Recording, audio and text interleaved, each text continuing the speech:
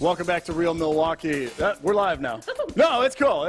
That's how we do it. That's how we do it here at the Brumder. So, Liz, right? Yes. Liz is joining me. She's not only one of the actresses in the theatrical production, but you're also the writer of it, correct? I am, yes. So tell me about the process behind taking some of the classic Sherlock Holmes plot points and turning it into our own Milwaukee, locally produced and created play.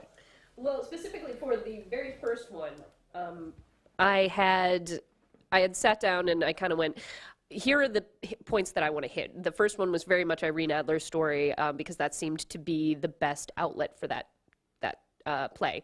And then the next one, we wanted to bring in Moriarty because that was the big bad.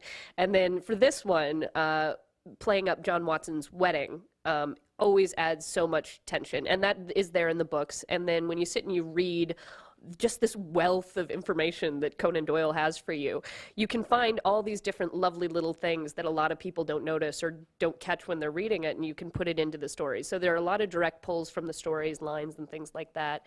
And the plot points are all pulled from there, but they're used in very different ways. So then along those lines, if someone who's read all of the Sherlock Holmes books, they won't necessarily know how everything is going to end, correct? Exactly. This is a completely new story. There are little bits and pieces that you will catch up on if you are a fan of the stuff, but if you're not, you will be surprised. And just to be clear, so this is the third in a trilogy. You don't have to have seen the last two to know what's going on. I saw there's a recap in the program. But for those that maybe saw the other two and weren't sure about coming to this one, there's certainly a little bit for those long-term fans, right?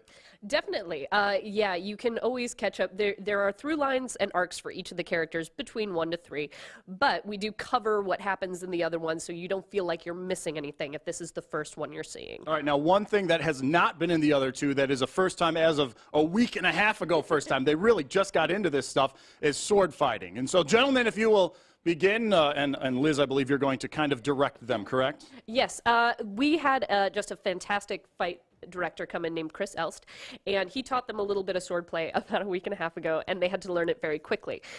They have 3 distinct phrases that they're going to show you guys. The first one is very short. They're also using short swords as opposed to longer rapiers because of the space that we have down here. You'll notice it's not a big room. Thank you, Mike. So if you want to go ahead and give that a shot, guys.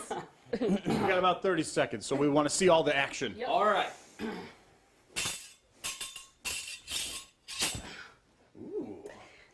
Yep, that's their first little phrase that they had to learn. And then the next little bit. What's that? Ooh. That little bit that he was doing where he's doing a C motion around Michael's sword, that's called a deception. All right, so we got to get the third one in here quick, real quick. Someone's going, oh! And that is the end. That is how they end the fight. Oh, we know how much boys love playing with swords, don't we? Giggles are appropriate. All right, we got some more. We got some more from Sherlock Holmes and the final vow here at the Brumder Mansion when we come back, including a special promotion that you can only get if you watch this next segment. Oh. So you'll want to stay.